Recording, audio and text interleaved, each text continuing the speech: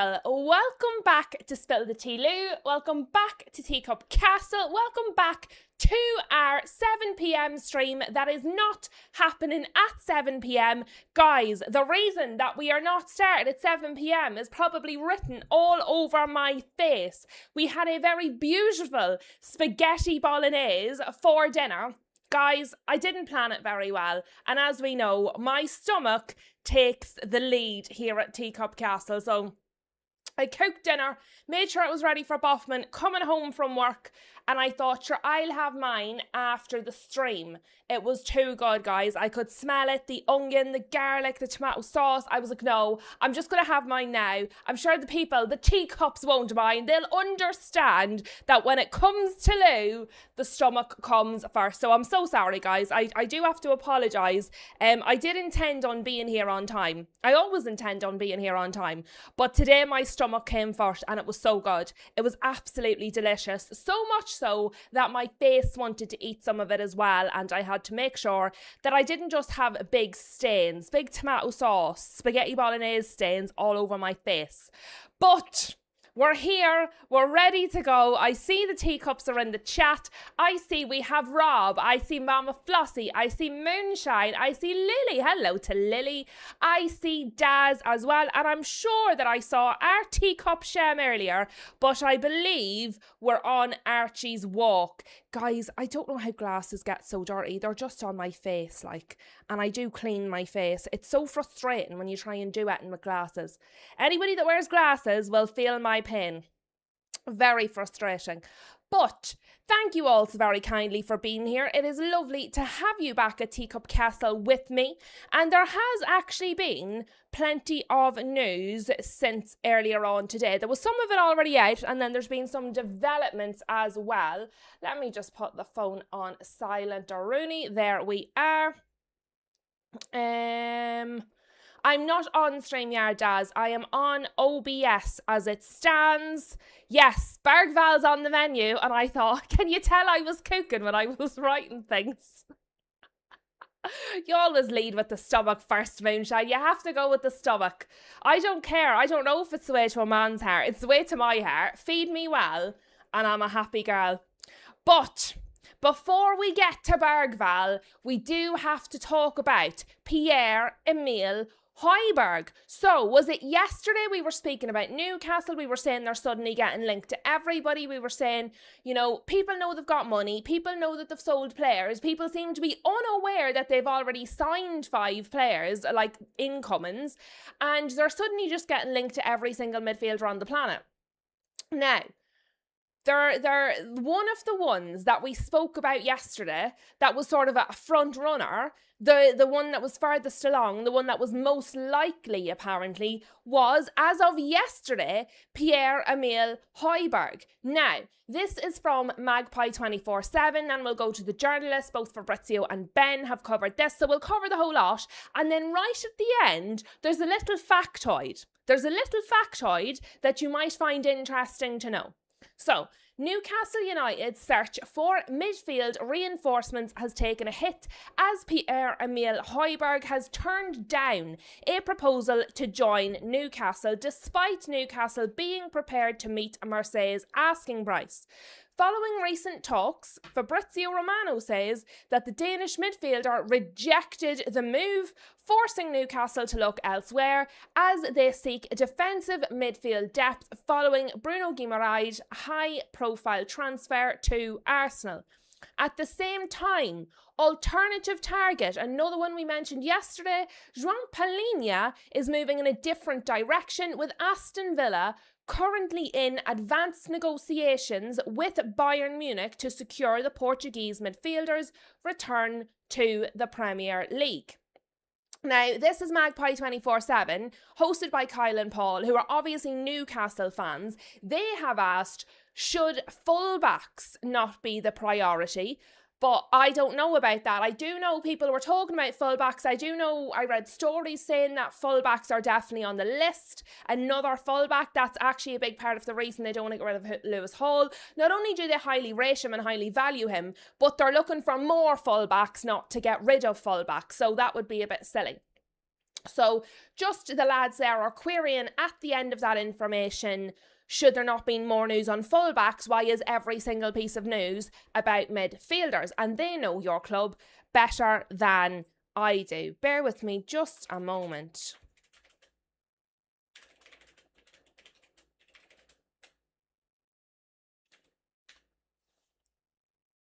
Sorry. Oh, there we go.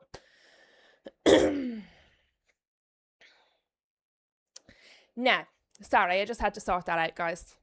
But very interesting the way it's worded. And obviously they've taken it from the way it's been reported. That Newcastle United, blah, blah, blah, Pierre-Emile Hojbjerg has turned down a proposal to join Newcastle. He's rejected Newcastle. That's what's been put out. So then I went to Fabrizio and it says, Pierre-Emile Hojbjerg's move to Newcastle is currently off following new talks in the recent hours. Now, earlier in the day, he had posted that Newcastle were pushing for the deal to be done. It was a high priority.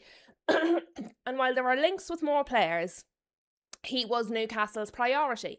So supposedly Matthias Jessel, the new manager, was pushing for the Danish midfielder as a priority target as well as Newcastle. Ben Jacobs had also posted that Aston Villa were advancing in talks for Jean Palhinha and Newcastle were focused on Pierre-Emile Hojbjerg. He was viewed as the leading target in midfield despite talks over Palhinha as well. So those updates only come out, right? So Fabrizio's update saying that he was the tip top of the list came at 2 o'clock in the afternoon. Then by this evening, then by this evening, no longer happening. No, I apologise, I'm getting the timings wrong. So sorry. The first one, saying that he was the priority, 24 minutes past 12 in the afternoon. So that came out while we were still live. Newcastle were pushing for him, he's the priority. So that's 24 minutes past 12. Then by 3 minutes past 2, so what, an hour and a half later, it was done, off, isn't happening at all. That's quite a quick sort of a turnaround. He was the priority they were pushing from. Within an hour and a half, it was all off and not happening. Really, really interesting because that was, somebody has provided an update there. Somebody has given that information. It hasn't just sort of, it's not one of those longer deals where information is coming out a little bit at a time. It's happened very, very quickly. Ben Jacobs then also followed up and said Pierre-Emile Hojbjerg has now turned down a move to Newcastle following advanced talks as called by Fabrizio Romano. Newcastle are naturally disappointed as they had gone into the day feeling optimistic. So that's between Ben Jacobs and Alex Crook. Now, Fabrizio then also spoke. So as well as tweeting, Fabrizio spoke on his YouTube channel. And quite an important piece of information that I think has been left out from all of these reports. And I think it's a really, really interesting detail that I think would impact opinions on the whole scenario. So, on his YouTube, Fabrizio has said, Hojbjerg is assessing his options. However, there is a strong chance he decides to stay at Marseille. So it doesn't necessarily mean he's saying no to Newcastle because he wants another transfer. Potentially he's saying no to Newcastle because he doesn't want a transfer at all. And I just think that's quite a big piece of information to leave out of all of those reports. I know we've got limited characters when we're posting on the X machine. I know people want you to read their article or watch their full video and all the rest of it. But if you're going to tweet to say the deal's off because he's turned down Newcastle or because he's, turned down. Both Fabrizio and Ben Jacobs said turned down, which technically is true because if they gave a proposal and he says no, technically, yes, he has turned down the proposal. But without adding the extra piece of there's a big possibility he's going to stay where he is, or he's going to stay at Marseille. That's quite a big piece of information to leave out. Do you know what I mean? Like, say for example, and I'm going to use this as an example because it was a really talked about deal, okay? Vinny Jr. to Arsenal. Most people understood that it was unlikely, okay? Most people did understand that. But there was a possibility of it happening. He decided not to go to Arsenal, so he rejected their proposal because they made a proposal and he didn't go. Personal terms were agreed. We were told this. Personal terms were agreed between Vinicius Jr. and Arsenal. So in order to not go to Arsenal, he rejected or turned down their proposal, okay? But he stayed at Real Madrid. So everyone didn't say he rejected Arsenal's proposal. Most of the headlines said that he has decided to stay at Real Madrid. So should the headline here not be, Hojbjerg is assessing his options, the deal has stalled with Newcastle because there's a strong chance he stays at Marseille, rather than he turns down Newcastle's offer or approach. It's technically correct, it's true, nobody's lying, but I think it's very important to be aware of how things are framed, because you can see the exact same scenario unfold and have a totally different reaction based on the way it's presented to you. Now, if he doesn't stay at Marseille and he goes elsewhere other than Newcastle, then you've missed out, he's rejected you for another move. I think turning it down because he's decided no, Marseille is where he wants to be and he just doesn't want to go anywhere is not the same as saying, I don't want to go to Newcastle, but I do still want to leave Marseille. I think they're quite different things. And I think when you leave out a big piece of information like that, you're framing the story in a certain way that I think is slightly unfair, because they're not the same thing. If Vinny had not gone to Arsenal and then gone to City, everybody would be like, oh my God, he rejected Arsenal, blah, blah, blah. I'd have been one of them. But he didn't. He just stayed where he is. He decided not to move at all. It's a little more salacious when you say turn down, didn't want it, rejected, than just saying, well, it's looking like he's going to stay where he already is. He just doesn't want to move. Do you know what I mean? It's a bit less dramatic. And we do love the drama at Teacup Castle, but we do also love the factoids. We do love the factoids, and it's important that we're factual about things. And I think purposely leaving out an important piece of information that would take one sentence to type is a little disingenuous. And both reporters that spoke on it, and I'm counting Fabrizio there, the size of his following, he's a reporter now, whether he wanted to be or not, I think it's a little disingenuous, personally. They both had room in their tweets, and I know because I can see how many words they've written. They definitely had room in their tweets to add that in. So I find it interesting. I do see, while I've been nattering there, Guess has joined us. Hello to Guess and welcome. And I see Flossie said, what did Flossie say there? I've lost it. Where was she? They all forgot to say that. Yeah. Like I said, I understand holding back a little bit from the tweet for the YouTube video. I also think you're framing a story a certain way to make it sound maybe a little bit more exciting or eventful than it actually was, if I'm being honest with you. In terms of not getting him when you've gone in from, I did mention when we spoke about both Palhinha and Hojbjerg that they both felt like a departure from what Newcastle had been doing to this point. It felt very different than the strategy they'd had so far in the transfer window. It really felt like they'd just taken a veer off the path that they'd been following all summer.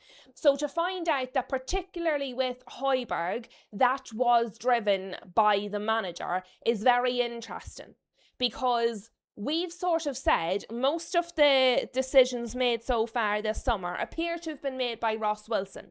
This is your first look at something that's driven by Jessel. It obviously hasn't worked out, but it does maybe give you an insight into other links that you might see coming for the rest of the summer or into the next transfer window.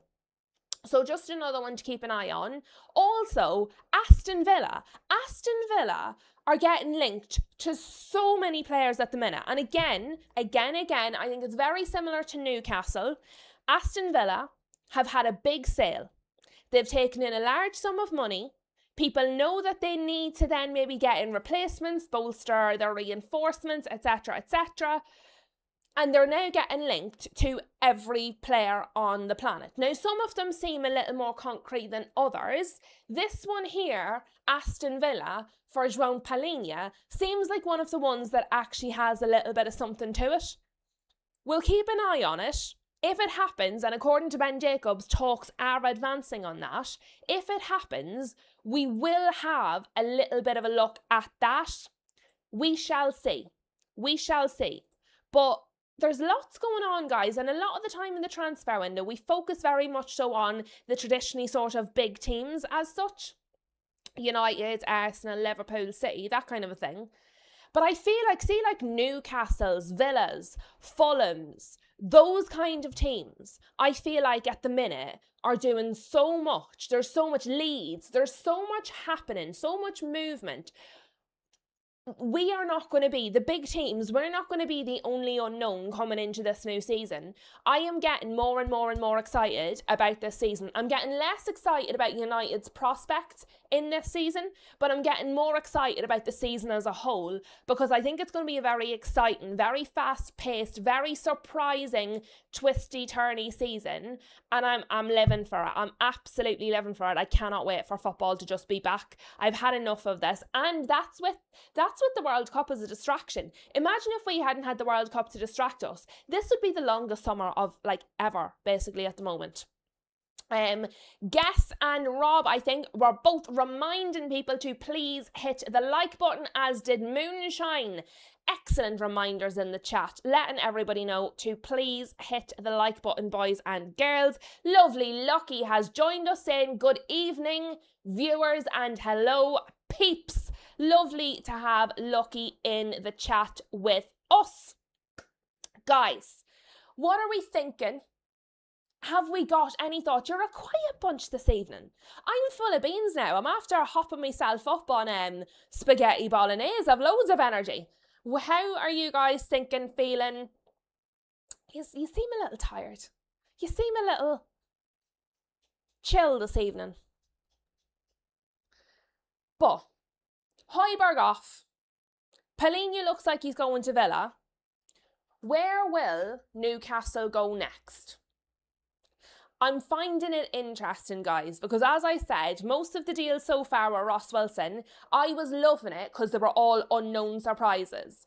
Now Jessel seems to be getting some sort of an input. Where do they go? What's next? So I'm looking forward to it. I just want to see where the next turn off is. If I'm honest with you, I'm like watching it. I want to know the tea and I want it now. All boxed up is in the chat. Says hello to me and hello to you, to everybody of the chat. Welcome, welcome, Kai. Kai is here. Kai, did you watch the video we did the other day about your club? Did you get to watch it? Poor Kai. We were here talking about Chelsea's 96 players. Kai was busy working, guys. Kai was busy working. Thank God we had some Chelsea reps in here to stick up for his club, because otherwise, don't know what might have happened. But Rob is saying, I'm worried about our window. Me too, Rob. Me too. Guess says, I keep thinking it's a super long window. It feels like a super long window. It really does. Even with the World Cup, it feels like a really extra long summer window.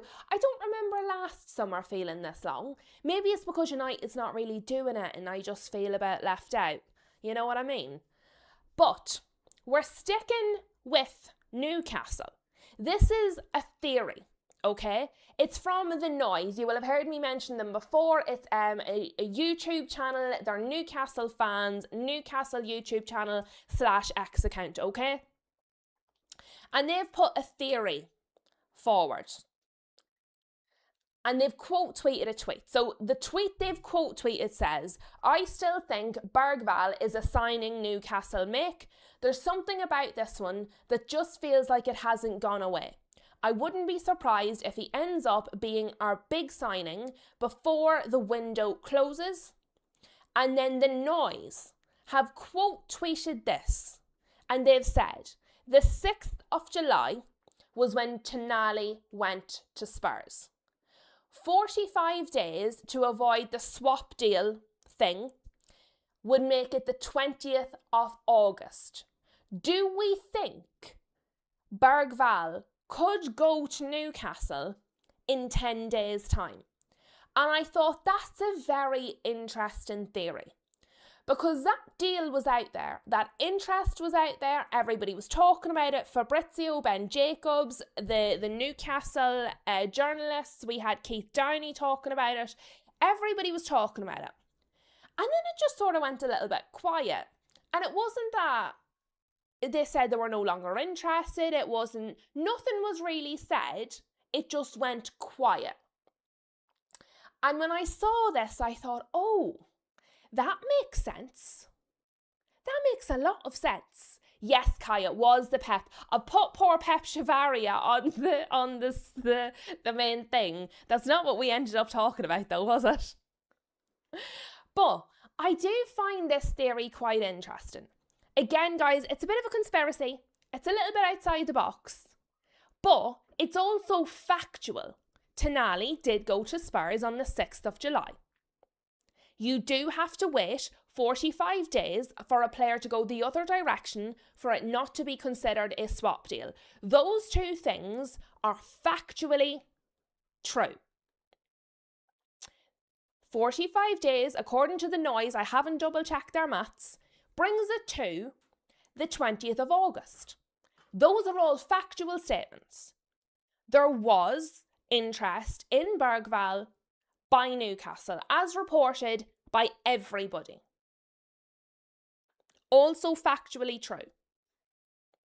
The theory part, the fun bit is, have they been waiting for the 20th of August to avoid it being a swap deal? After or on the 20th of August, are we going to get a whole rake of stories all of a sudden about Newcastle and Bergvall again? And I think this is a very, very, very interesting one to keep an eye on. Because I think it's a real possibility. I think it's a real possibility.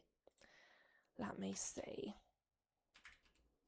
I see we have Surreal McCoys. Hello to you. Surreal says, good evening, Lou. I'm concerned that Spurs still haven't done anything to address our crap forward line. First things first, I do not blame you whatsoever for being concerned, and I certainly don't think, based on the Spurs fans that I interact with here, on other channels, on the X machine, I don't believe you're the only one that is concerned. However, I am utterly convinced the minute that you make some money, some decent money from a signing or from a sale such as Romero, you are going to buy forward players.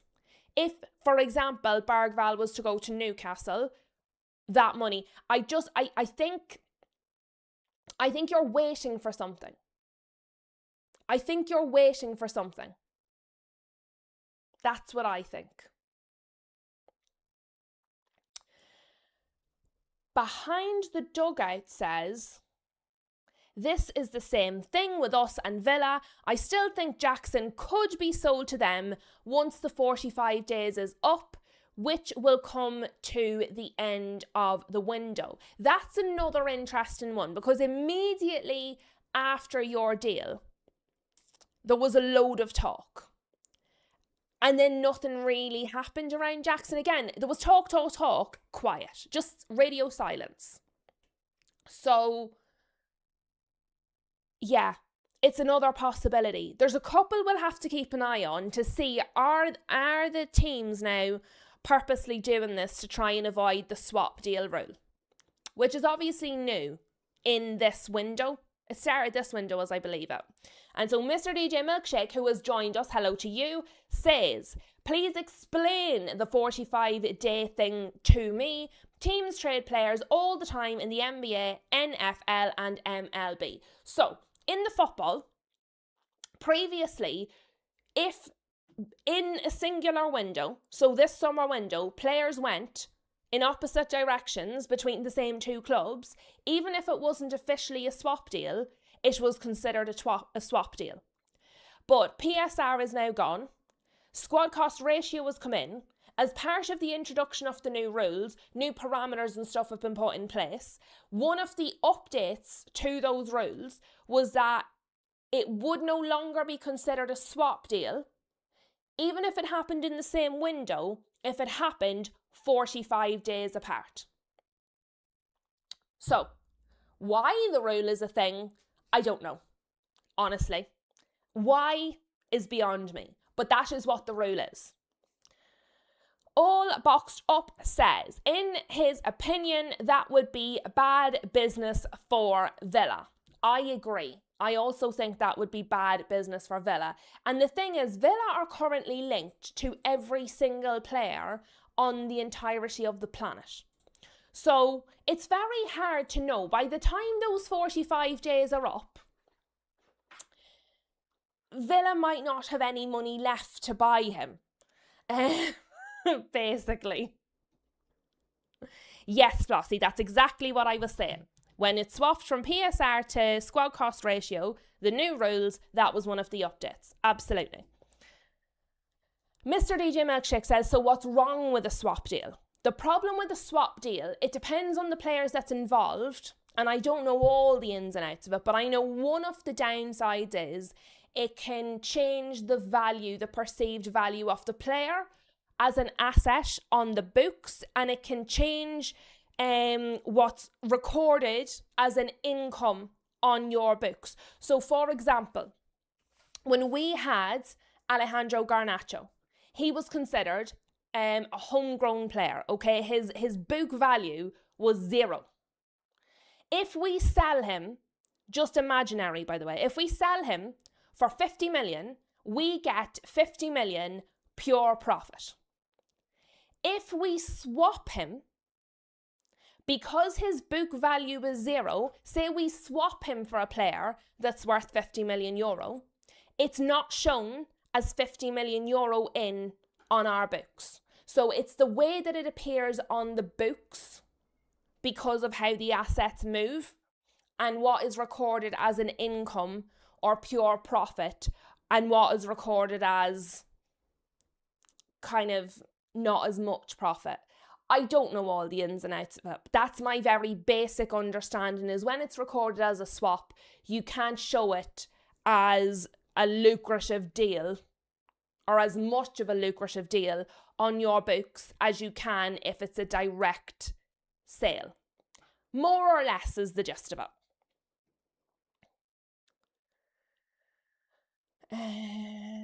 Lucky is reassuring Surreal McCoys that we feel the same. We are angry and frustrated as well. Yes, we are. And that's true as well. All Boxed Up has added to my point, and a very good addition. As well as the monetary side, the 45-day rule tries to prevent collusion between clubs to get around squad cost ratio, which will be hysterical if they then use this 45-day period and it's the minute it's up, all of those deals happen and they've avoided it by just doing it over more than 45 days. That would be interesting as well. But I thought it was a good theory, and I don't think it's a crazy take, and I don't think it's necessarily a terrible move for Newcastle, and it does bring some funds in to support the purchase of an attacker on the other side. So it could be one of those deals that would work for both sides.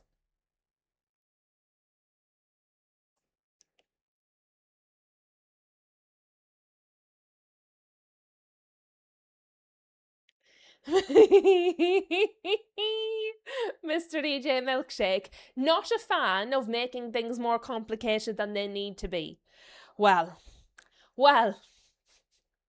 they say football's a simple game, but it's not. But what do we think of this, guys, as a theory?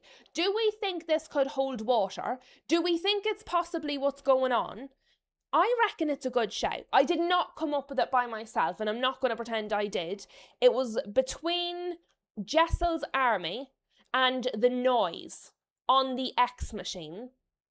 And I think the theory holds water. I'm actively now waiting for the 20th to see if this happens. And if it does, guys, you're going to have to remind me that we've spoken about this, because I will absolutely forget. So you will have to remind me. Behind the Dugout says, just think it's a stupid rule, to be honest. I agree. Flossie says the game is simple. It's the rules that are crazy. I mean, very fair point. Behind the Dugouts, Kai says 100% going on. This is a loophole to exploit. Well, so far, we think Newcastle and Spurs and Villa and Chelsea are going to exploit this. Are there any other clubs that might exploit it, but are going to do so a little bit more quietly? So that'll be fun. That'll be fun in games to see if any of that actually happens. I've saved this post, so if it happens, I'm going to do my best to remember, but that's 10 days away, guys, and I don't know if my memory lasts that long. Does that go into your long-term memory bank? My long-term memory is better than the short-term. Another update that we have, though, not in relation to Newcastle, moving on from Newcastle, is from Ben Jacobs. It's just a little update on something we had already discussed.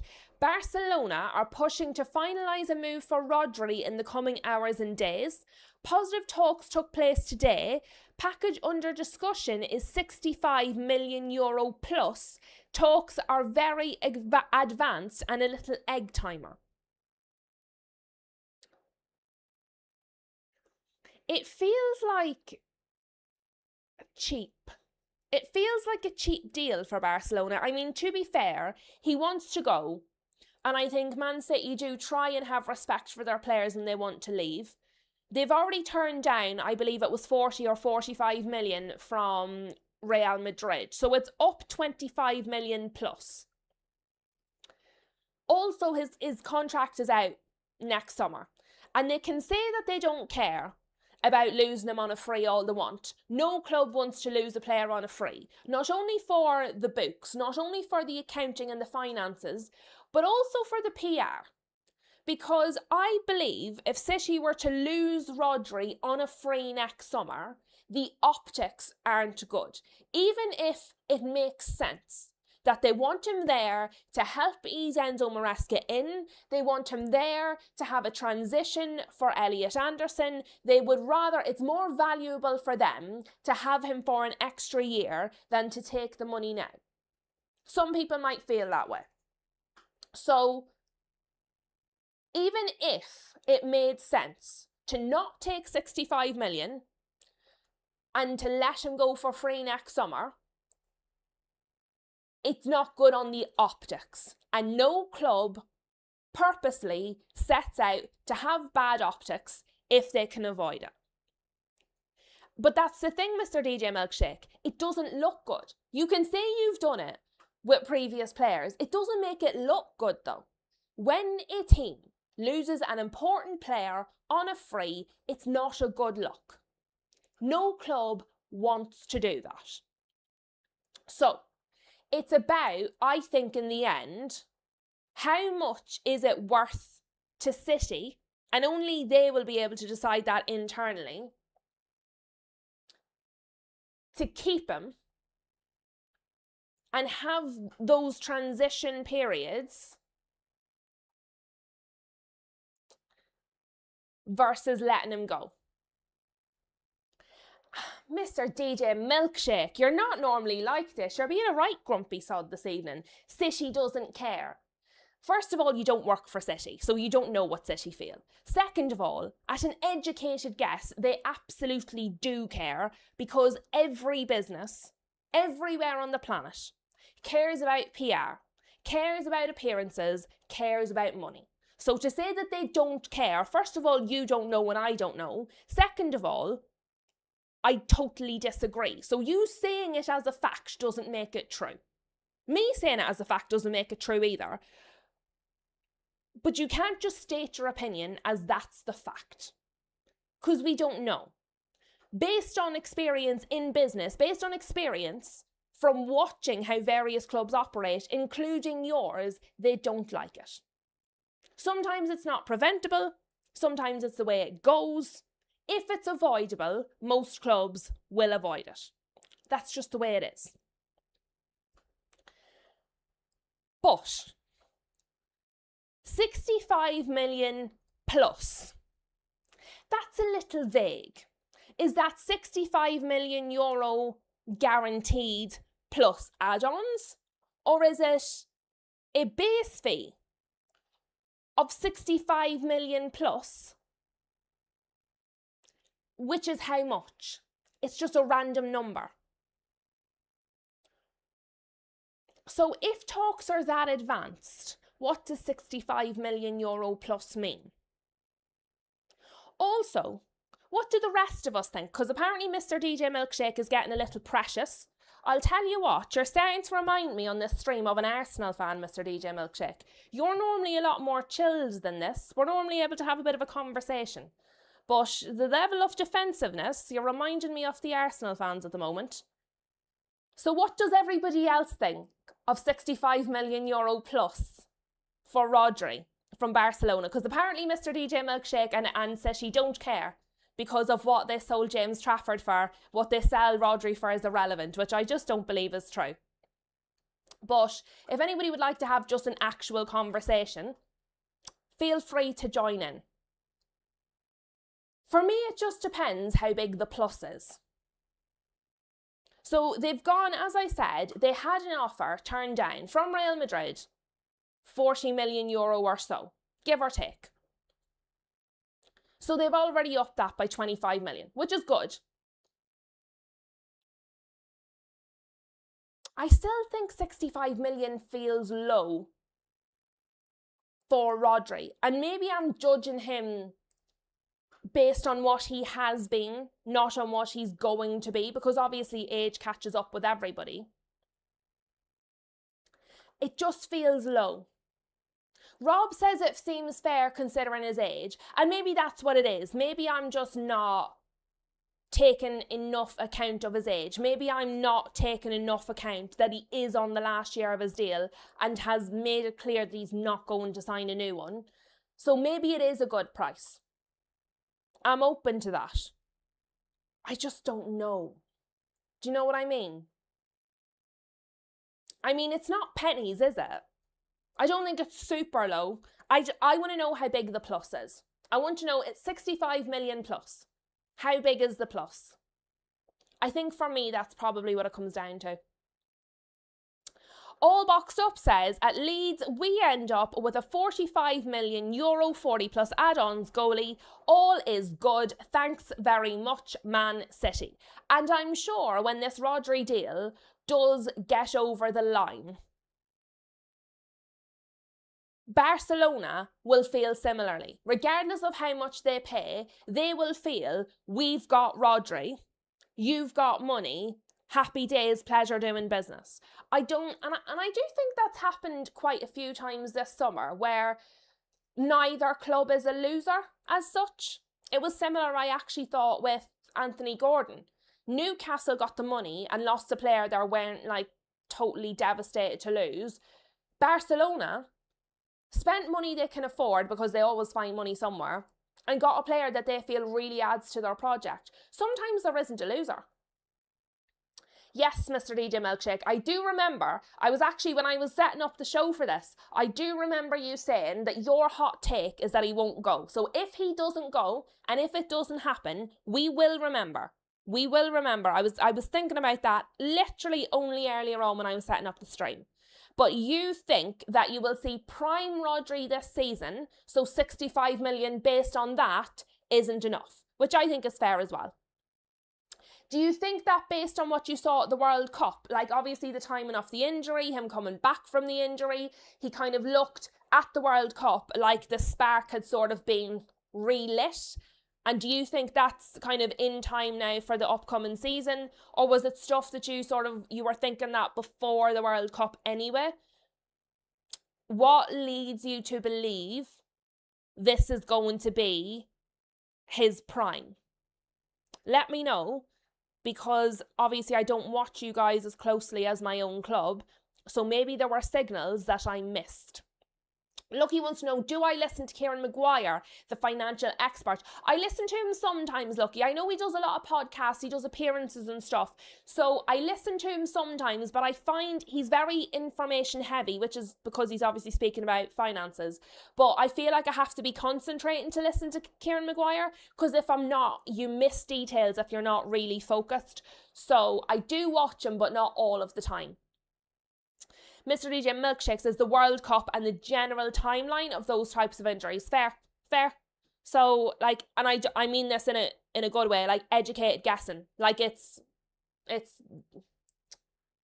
what's the word? You're guessing, but it's based on factual evidence. All Boxed Up says, I wouldn't trust the Rodri deal.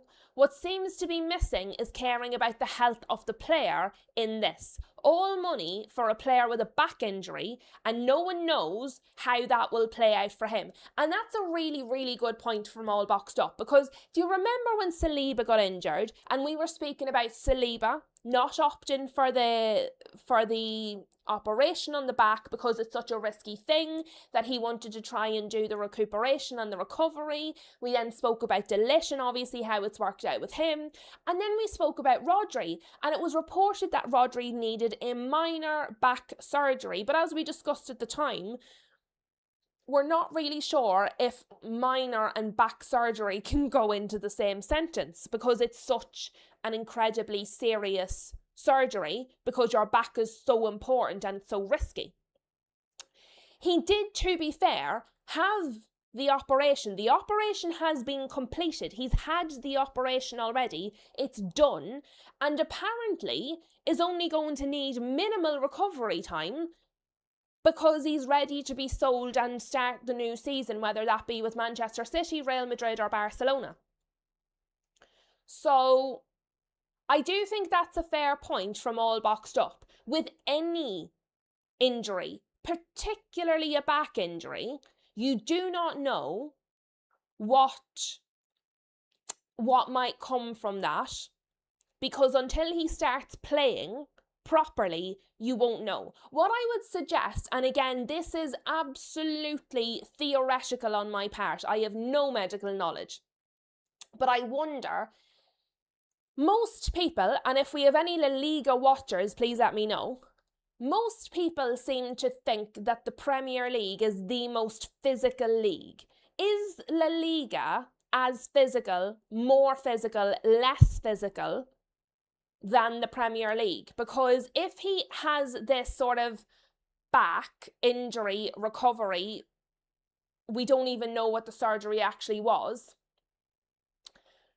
Is it possible that La Liga, if it's less physical, would be better for the player? Now, I don't know, guys, because I just don't watch La Liga other than in the Champions League, and obviously that's a whole different scenario. So if you watch La Liga, please let me know. I'm totally leaving this information to you guys, but I wonder, would a less physically challenging, robust league be better for the player?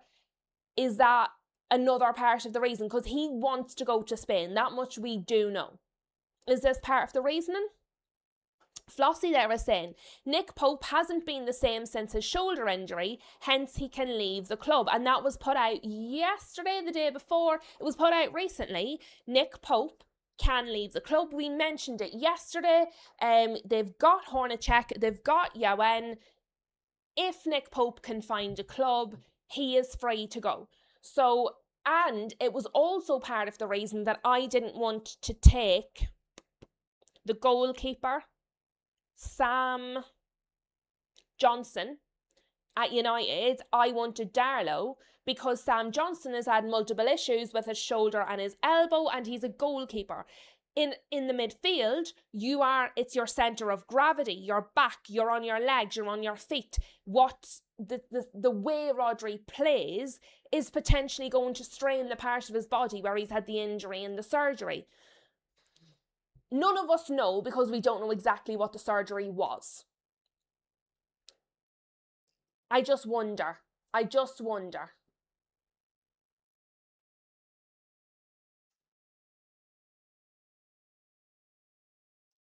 Mr. DJ Milkshake says, I believe Rodri moves in January. Mid-season, that would be interesting. That would be real interesting, a mid-season move for someone as high profile as Rodri.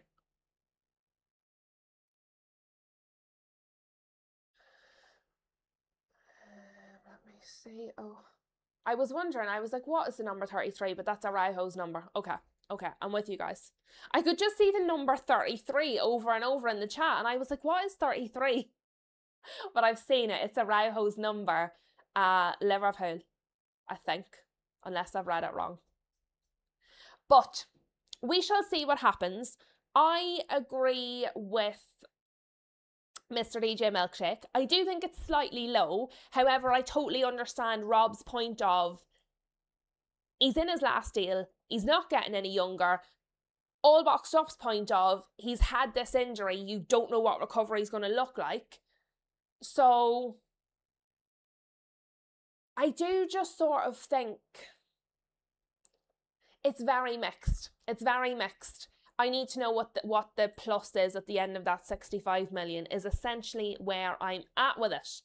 Wes is in the chat referring to the 30% sell-off to the consortium / whatever they are that have now managed to recruit Jeff Bezos to the party. So if anybody remembers, we spoke about this actually, it had to be maybe 2 weeks ago we spoke about this when it was very first rumoured at the time. We spoke about this consortium that was looking to buy a share in Liverpool, like I think it was 30% or so. And we said the guy that was involved and his in-laws, the family that were involved, he'd been involved in a previous team. He'd sold his shares and his ownership in the other team in order to be able to invest in Liverpool. He had done quite well where he was. They were looking at trying to get Jeff Bezos in on it. It looks like they've been successful in doing so. And it does seem to be moving forward that's going to be happening. But Wes is seeing the funny side of it. And Wes has said, hi guys, how are we feeling the next time you guys get an Amazon package? You're funding Barcola for us. Only joking. Now, number of things which are a little sentence. Only joking. I try my best not to buy online. As much as humanly possible, I buy local. I just think it's very important, and as someone who owned a small local business, I think it's very, very, very important where possible to shop local, support local business. So unless I absolutely have to buy something online, I won't. Second of all, if you think Jeff Bezos is giving you all his money so you can buy Barcola or any other player, joke's on you, wee friend, only joking. But yeah, look, I think it's exciting times for Liverpool. It's a step into the unknown. They're not going to be silent investors the way the last time you sold a little bit off, it was like for silent investors. They just wanted returns on investment. But this one, not so much. The main guy, whose name is absolutely escaping me, who's leading the consortium, he's very involved. They won't be silent investors this time. I mean, I don't think Jeff is going to be giving his football opinion, but the other guy who's leading it will. His name will come to me later on. But yeah, so very interesting. We will see how that goes for you guys, if it has any practical impact. But it's very interesting to see that we spoke about it ages ago when it was a little bit of a concept. And now it does actually seem to be happening. So very, very interesting. And it was very doubtful at the time whether they were going to be able to get Jeff Bezos on board. And now he actually is. And I see Mr. DJ Milkshake is saying, Wes, I've already funded most of the purchase.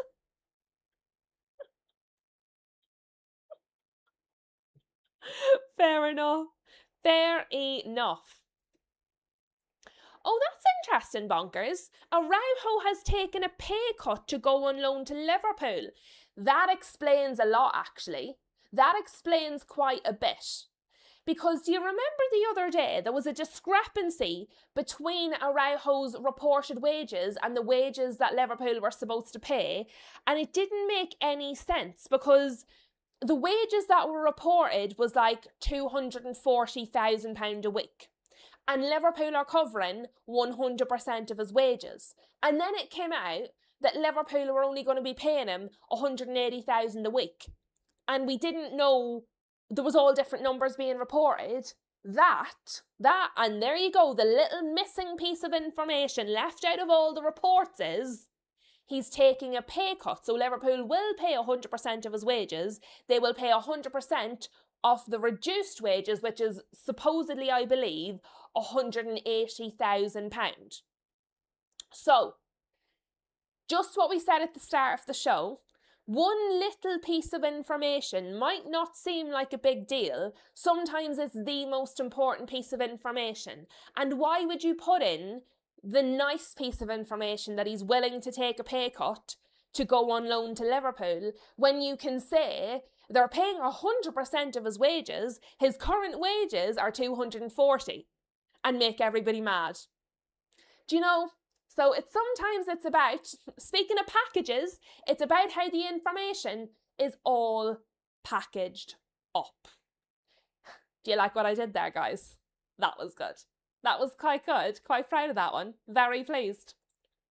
Now, speaking of information, this is coming in, supposedly, from Simon Phillips, okay?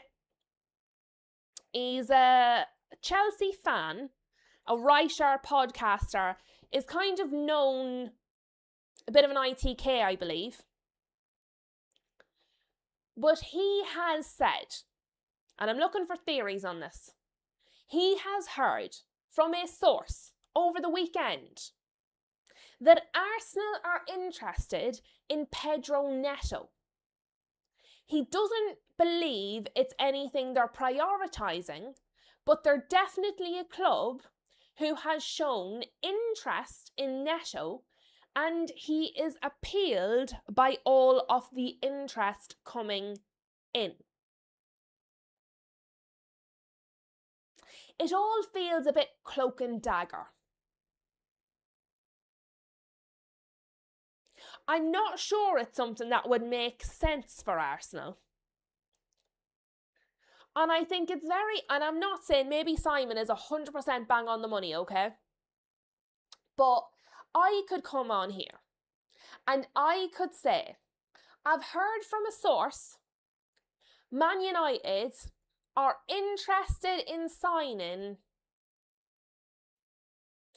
Lewis Hall. I don't think they're prioritising it, but they've definitely got an interest. It doesn't really mean anything though, does it? Do you know what I mean? Because nobody's ever going to know if I'm telling the truth, because I've already said it's probably not going to happen, but there's an interest. Do you know? Flossie is off. Catch you later, Flossie. Thank you so much for being here. We're nearly finished now ourselves. This is the last story that I want to talk about. What do we think, guys? Because this is not the first club that Pedro Neto has been linked to in the last number of days. In fact, Pedro Neto has been linked to a number of clubs in the last days and in this transfer window. Mr. DJ Milkshake says Neto can play wing back. That's definitely an Arteta kind of winger. Okay, but who makes way for him? because they're like, do they have space for him? You tell me. I feel like they need to be concentrating on getting a defender in and dealing with the Saliba thing and potentially a major striker. I just don't know if that's something they should be looking at right now. They feel reasonably well equipped. Do you know what I mean? So I don't, and as I said, he's been linked with a number of clubs. I'm sure he was linked with City as well. So I'm sure he was linked to City.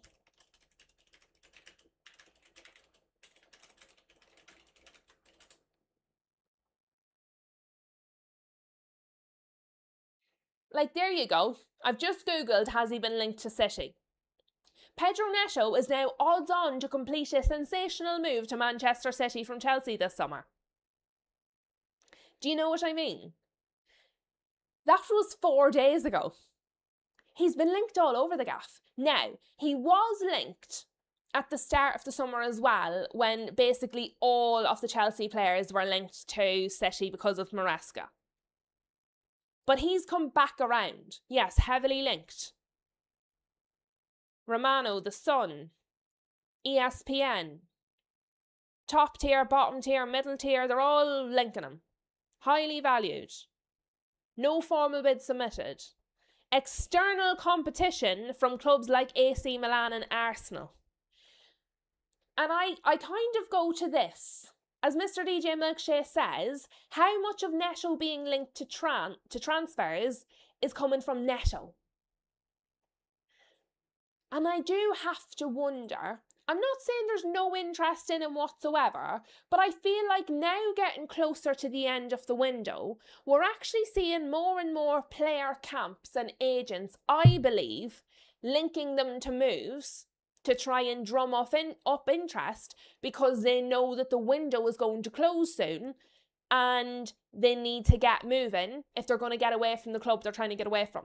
So I do find it very interesting, and I agree with your point, Mr. DJ Milkshake. Lucky is off to have his tea. Enjoy your tea, Lucky. Lovely to have you in the show with us.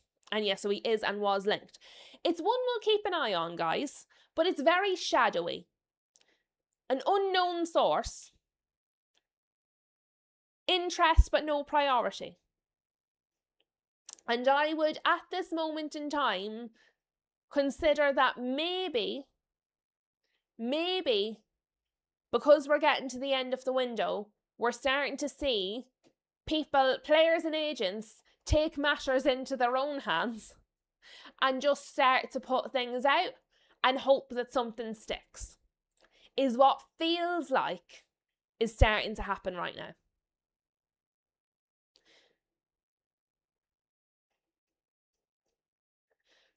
But I've just refreshed here to see if anything came out while we were live, anything major while we were live. According to Sky Sports, and since we're talking City, at this stage, from Sky Sports, there has been no fresh contact for Tottenham target Savinho, who wants to leave Man City to join Spurs. That deal seems to have stalled weeks ago. It just doesn't seem to be happening.